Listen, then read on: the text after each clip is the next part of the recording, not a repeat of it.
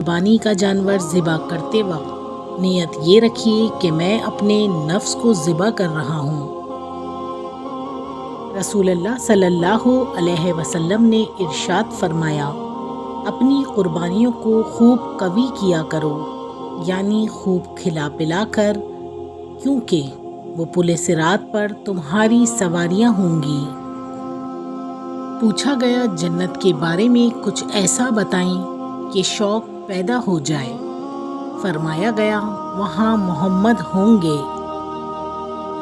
رسول اللہ صلی اللہ علیہ وسلم نے فرمایا، کیا میں تمہیں جہنمی لوگوں کے بارے میں نہ بتاؤں؟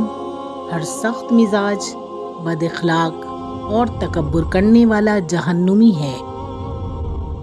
رسول اللہ صلی اللہ علیہ وسلم نے ارشاد فرمایا، اللہ سے پناہ مانگا کرو آزمائش کی پریشانیوں سے، بدبختی سے، برے خاتمے اور دشمن کے ہنسنے سے۔ رسول اللہ صلی اللہ علیہ وسلم نے ارشاد فرمایا، جس شخص نے دن کا آغاز بھلے کام سے کیا اور دن کی انتہا بھلے کام سے کی، اس کے بارے میں اللہ تعالیٰ فرشتوں سے فرماتے ہیں، اس کے درمیانی حصے کے گناہوں کو مت لکھو۔ قربانی ایک بہترین عبادت ہے جو مالدار پر واجب ہے، جبکہ انا ختم کر کے ٹوٹے رشتے جوڑنا امیر و غریب دونوں پر واجب ہے۔ قرض لے کر قربانی۔ اگر کسی پر قربانی واجب ہے اور اس وقت اس کے پاس روپے نہیں تو قرض لے کر یا کوئی چیز فروخت کر کے قربانی کا جانور حاصل کرے اور قربانی کرے۔ فرمان مصطفیٰ صلی اللہ علیہ وسلم، جو حج یا عمرے کے لیے نکلا اور راستے میں مر گیا، اس کی پیشی نہیں ہوگی، نہ حساب ہوگا، اور اس سے کہا جائے گا، ادخل الجنت، یعنی تو جنت میں داخل ہو جا۔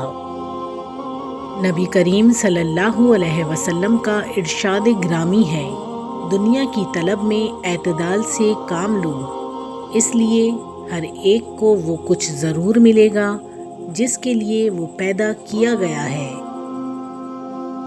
تم میں سے پوری عقل والا وہ ہے جو اللہ سے سخت خوف والا ہے۔ رسول اللہ صلی اللہ علیہ وسلم نے ارشاد فرمایا، خیرات کو مت روکو ورنہ تمہارا رزق بھی روک دیا جائے گا۔ رسول اللہ صلی اللہ علیہ وسلم نے ارشاد فرمایا، کسی غریب کو دینے پر صرف صدقے کا ثواب ملتا ہے، لیکن غریب رشتہ دار کو دینے پر دوہرا اجر ملتا ہے، ایک صدقے کا اور دوسرا صلہ رحمی کا۔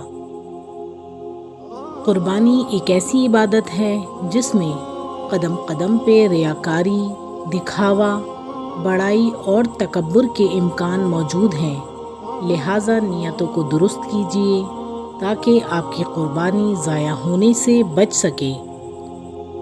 اصل قربانی تو باپ بیٹے کی گفتگو تھی، دمبے کی قربانی تو اس کا ہدیہ تھا، ہمیں دمبا یاد رہا، گفتگو یاد نہ رہی۔ جانوروں کو ذبح کرنا سنت ابراہیمی ہے اور نفرتوں کو ذبح کرنا سنت نبوی ہے۔ رسول اللہ صلی اللہ علیہ وسلم نے فرمایا، خرچ کی ابتدا ان لوگوں سے کرو جن کے اخراجات زندگی کے تم ذمہ دار ہو۔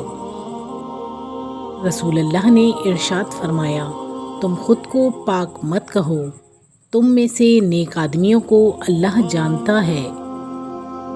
رسول اللہ صلی اللہ علیہ وسلم نے ارشاد فرمایا، مسلمان کی ناحق بے عزتی کرنا سود کھانے سے بھی بڑا گناہ ہے۔ محبتیں عزت ہوتی ہیں، خیرات نہیں، نصیب سے ملتی ہیں، اوقات سے نہیں۔ وقت گزر جانے کے بعد اگر کوئی قدر کرے تو اسے قدر نہیں افسوس کہتے ہیں۔ سہنے والوں کو صبر آ جائے تو کہنے والوں کی اوقات 2 کوڑی کی رہ جاتی ہے۔